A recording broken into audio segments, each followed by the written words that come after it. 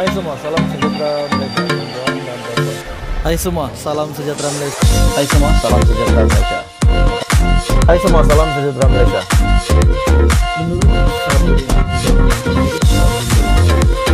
Hai semua, salam sejahtera Malaysia. Tuan-tuan dan puan-puan. Halo semua, salam sejahtera Malaysia. Selamat malam tuan-tuan dan puan-puan. Satu ulasan menarik saya nak kongsi dengan Anda. Ada tali barut dalam agensi penguat kuasa bantu kegiatan penjenayah. Suruhanjaya Pencegahan Rasuah Malaysia SPRM percaya terdapat tali barut dalam kalangan pegawai dan anggota agensi penguat kuasa dalam membantu kegiatan penjenayah. Pengarah kanan siasatannya, Datuk Seri Hishamuddin Hasim, berkata, menerusi bidang penguatkuasaan, tumpuan Suruhanjaya Pencegahan Rasuah Malaysia terarah kepada pembongkaran kes-kes bersindiket atau jenayah terancang yang memberi kesan kepada aspek sosioekonomi masyarakat. Adakah ini bermakna terdapat pengkhianat di dalam SPRM untuk beberapa kes yang menjadi ketakutan ramai orang? Isu RM92.5 bilion takut-takut pula kalau ada di dalam kalangan SPRM yang menjadi tali barut, yang melakukan salah laku, melakukan sesuatu yang sepatutnya tidak dilakukan oleh pegawai SPRM untuk menegakkan keadilan, tuan-tuan dan puan-puan semua. Jelasnya ia membabitkan penyeludupan, perjudian, perdagangan manusia, pekerja asing tanpa izin, perlesenan, percukaian dan Macau scam. Dan SPRM percaya terdapatnya tali barut di kalangan pegawai dan anggota agensi penguat kuasa dalam membantu kegiatan penjenayah-penjenayah ini. SPRM percaya terdapatnya tali barut di kalangan pegawai. Ini yang rakyat Malaysia takutkan, ini yang Anwar Ibrahim takutkan, dan sudah pasti ini yang di Pertuan Agong sendiri pun pasti tidak menyukai perkara ini sekiranya benar ada anggota SPRM, pendek kata anggota SPRM yang memang membantu kes yang sepatutnya diselesaikan namun telah dibantu oleh mereka dan menjadikan kes itu tidak selesai, bahkan diselesaikan mungkin secara tidak adil. Yang kita takut kes yang besar, isu yang memang hangat diperkatakan hari ini berkaitan dengan RM92.5 bilion dan sebagainya. Apa komen Anda tuan-tuan dan semua? Kalau benar-benar ada, memang ini satu perkara yang menakutkan dan paling bagi saya secara pribadi mungkin ini adalah yang tidak disukai oleh Datuk Seri Anwar Ibrahim yang memang membenci rasuah. Bidang penguatkuasaan merupakan salah satu dari 3 bidang utama di bawah strategi pemerkasaan, penguatkuasaan berkesan yang diberi penekanan agensi itu dalam melangkah ke tahun 2023. 2 lagi bidang yang diberi tumpuan ialah bidang perolehan kerajaan dan bidang dana awam atau peruntukan khas kerajaan.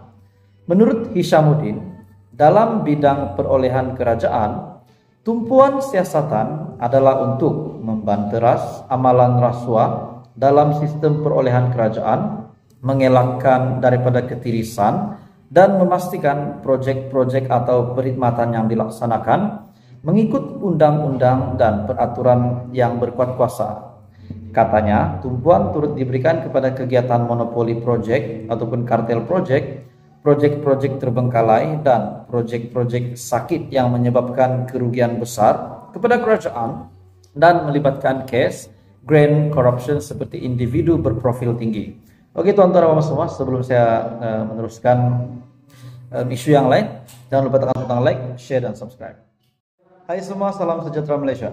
Tuan-tuan dan puan semua, satu kenyataan paling kita nantikan daripada Tan Sri Abdul Hadi Awang dengan dakwaan yang telah diterima oleh Hadi bahwa beliau sebagai ahli parlimen Marang, Hadi sebagai ahli parlimen Marang yang telah didakwa memberikan rasuah kepada pengundi-pengundi di Marang untuk mengundi PAS PN, makna kata untuk mengundi Hadi Awang sebagai calon yang akan menang di Parlemen Marang.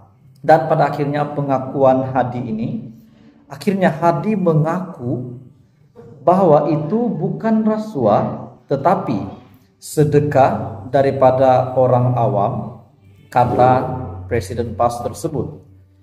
Tan Sri Abdul Hadi Awang menyifatkan pemberian wang tunai sewaktu kampanye pilihan raya tidak menyalahi peraturan karena ia hanyalah sedekah kepada pengundi oleh orang awam.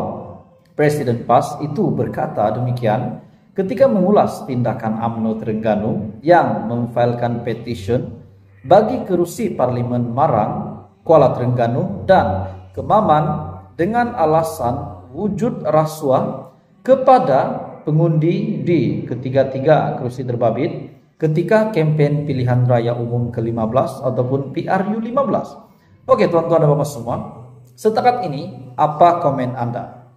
Adakah benar duit yang diberikan oleh Hadi Awang itu rasuah ataupun sedekah? Itu pertama. Saya bukan memburukkan siapa, namun saya hanya ingin bertanya pendapat Anda tuan-tuan dan bapak semua. Tapi sebenarnya Hadi mengaku dengan kenyataan Hadi ini, apa yang saya lihat sebagai pemerhati politik, kenyataan Hadi bahwa bukan rasuah tetapi sedekah daripada orang awam. Maksudnya, adakah Hadi mengaku beliau telah memberikan uang tetapi itu bukan rasuah melainkan sedekah?